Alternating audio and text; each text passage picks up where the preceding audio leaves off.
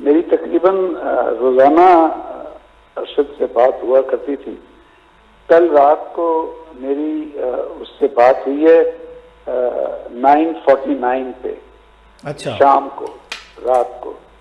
और हम गुफ्तगू कर रहे थे तो मुझे एकदम कोई 2-3 मिनट के बाद अरशद ने कहा कि मैं बॉस अभी आपको 2-3 मिनट में फोन करता हूँ, which was very unusual of him. जल्दबाजी में उसने मुझे एकदम बात करते करते कहा कि मैं अभी बॉस अभी आपको कॉल करता हूँ। अच्छा, इससे पहले कभी नहीं हुआ? पहले जो आपकी बातचीत नॉर्मल होती रहती? नहीं, कभी नहीं, क्योंकि जहाँ पे भी वो था मुझे भी नहीं पता था वो कहाँ था।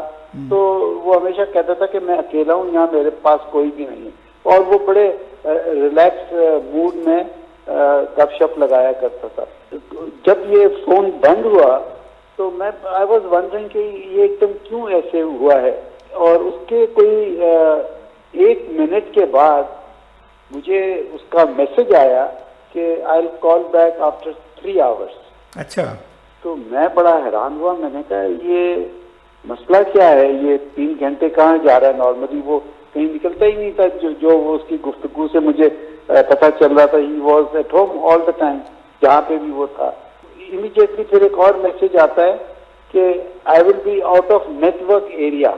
मैंने दोनों जब पढ़े तो मैंने उसको फौरन को 1 मिनट के अंदर ही जवाब दिया कि 3 hours is too late for me, I am going to sleep, we will talk inshallah in the morning। ये जो मेरा मैसेज था वो उसने नहीं देखा, क्योंकि जैसे उसने मुझे कहा कि I am going out of network area, उसका टेलीफोन बंद हो गया। अच्छा, वो आपका मैसेज डिलीवर नहीं हुआ या उसने उसको सीन नहीं किया? डिलीवर नहीं हुआ या सीन नहीं हुआ, क्योंकि एक टिक आया। राइट। तो इसका मतलब है कि उसके बाद उसका वो टेलीफोन बंद हो गया, and that was the end of the story. उसके बाद फिर जैसे रात को खबरें आने लगी तो मुझे भी मेरी आंख खुली रात के 4 बजे, सुबह के 4 बजे। तो वो मैं एक आदत की तहत मैंने फोन देखा तो मुझे ये मैसेज पड़े थे, तो मेरी तो समझ में ही नहीं आ रहा था कि ये क्या हो गया है। बट एनी हाउ रोज जो कुछ भी हुआ है, ये कोई एक्सीडेंट नहीं है, ये कोई असैसिनेशन है। अब इसके पीछे कौन है, क्या है, ये तो जैसे अभी मतीन हैदर साहब बता रहे थे कि ये यूनाइटेड नेशंस की इन्वेस्टिगेशन टीम ही हो। ये गवर्नमेंट ऑफ पाकिस्तान को चाहिए कि यूनाइटेड नेशंस के थ्रू जाएं, क्योंकि ये बहुत बड़ा लॉस है मीडिया, पाकिस्तान की मीडिया को। और वो बड़ा अपराइट यंग जर्नलिस्ट था, ऑनेस्ट था, और वो फैक्ट्स पे बात करता था। जो कुछ उसके पास था वो डॉक्यूमेंट्री एविडेंस के साथ बात करता था। कोई भी अब ऐसा विक्टिम नहीं था जो उसको कोर्ट ले गया हो कि इसने ये गप मारी है या फेक है। कहीं उसके पास इतना एविडेंस जब तक नहीं होता था, 100% श्योर नहीं होता, तो वो कभी टेलीविजन पे कभी कोई बात नहीं करता था। तो वो बहुत एक अपराइट इंसान था, यंग अपकमिंग जर्नलिस्ट था। यहाँ से तो एकदम all of a sudden with in couple of hours he left Pakistan, क्योंकि उसके पास ना यूके का वीजा था, ना शेंगन का था, ना यूएस का था। तो वीजा उसके पास कोई रेडिली अवेलेबल ही नहीं था। दुबई का वीजा है कि फौरन कपल ऑफ आवर्स में आ जाता है। खैर वो वहाँ गया तो वहाँ पहुँच के फिर उसने मेरे से राब्ता किया, तो वो कंफर्टेबल था। यानी कोई 8-10 दिन ही वॉज कंफर्टेबल, उसको कोई ऐसा इशू नहीं था। फिर एक दिन शाम को मेरी जब उससे बात हो रही थी तो मुझे वहाँ पे भी ये इसने कहा कि मैं अभी आपको कॉल करता हूँ। तो फिर उसने कॉल किया मुझे दोबारा वापस। तो वहाँ मुझे इसने ये जिक्र किया कि मेरे पास दुबई सिक्योरिटी वाले अभी आए थे और मुझे कहा कि भाई आप विद इन 6 hours और 10 hours आप यू लीव दुबई, अदरवाइज हम मजबूर हो जाएंगे टू टेक एक्शन। तो हम आपको पहले से बता रहे हैं, we know that who you are, तो आप ये छोड़ दें। तो एक टोल्ड मी कि भाई मैं अभी बंदोबस्त कर रहा हूँ जाने का, मैं कहाँ जा रहा हूँ मुझे नहीं पता, बट मैं जा रहा हूँ क्योंकि I have to leave Dubai, और जहाँ पे भी मैं पहुँचूंगा फिर मैं वहाँ से आपको कॉल करूँगा। तो बस वो फिर 1.5 दिन के बाद उसका फिर मेरे से राब्ता हुआ। फिर मैंने उसको बड़े दबे अल्फाजों में पूछा कि वो कहाँ है, तो उसने मुझे बताया नहीं। वो कहता है कि ये नाम मेरे से प्लीज पूछना। तो मैंने फिर उसके बाद पूछा ही नहीं उसको कि आप कौन सी जगह है। बट क्या रऊफ, मैं बात बताऊं, we have lost brother and a son, I don't know what, I mean तो सारी जिंदगी उसको मिस करते रहे। यूके में नहीं था वो, सिम यूज कर रहा था यूके की। हाँ, वो सिम यूज कर रहा था, तो लोगों को ये इंप्रेशन है कि शायद वो यूके में था। यूके नहीं गया, उसके बाद वीजा ही नहीं था। 10 दफा तुम्हारे सामने हमने उसको कहा, मैंने कई दफा कहा लगा के रखा करो। आपने कहा, आपने कहा, वो नहीं, वो कहता है नहीं मुझे नहीं जरूरत, मुझे नहीं जरूरत, मुझे नहीं जरूरत। वो परवाही नहीं करता था। I mean he was a very bold man, very very bold man, I must say. But क्या बोल्डनेस को क्या इंसान करे जब इंसान की जान ही चली जाए। तो बहरहाल अल्लाह ताला उसको जन्नत नसीब करे, उसके वालदा को हौसला दे। मैं आज उसकी वालदा को मिला हूँ, बस मत ही पूछो यार रब क्या हाल है। बस अल्लाह ताला उसको जन्नत।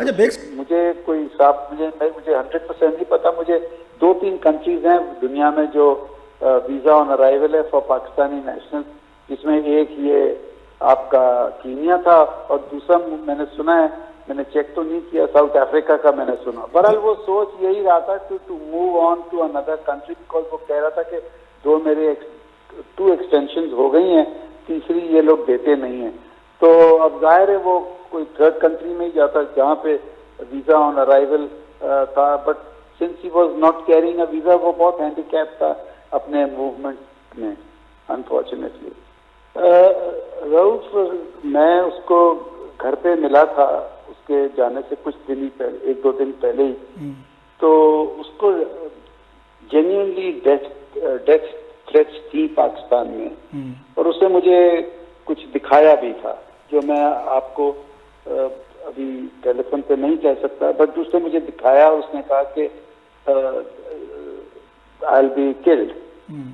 तो उसको फिर उसको समझाया मैंने भी थोड़ा बहुत कि भाई यहाँ पे तुम रहो। कहता है कि मैं थोड़े दिनों के लिए बाहर निकल जाता हूँ, मैं देखता हूँ क्या हाल है।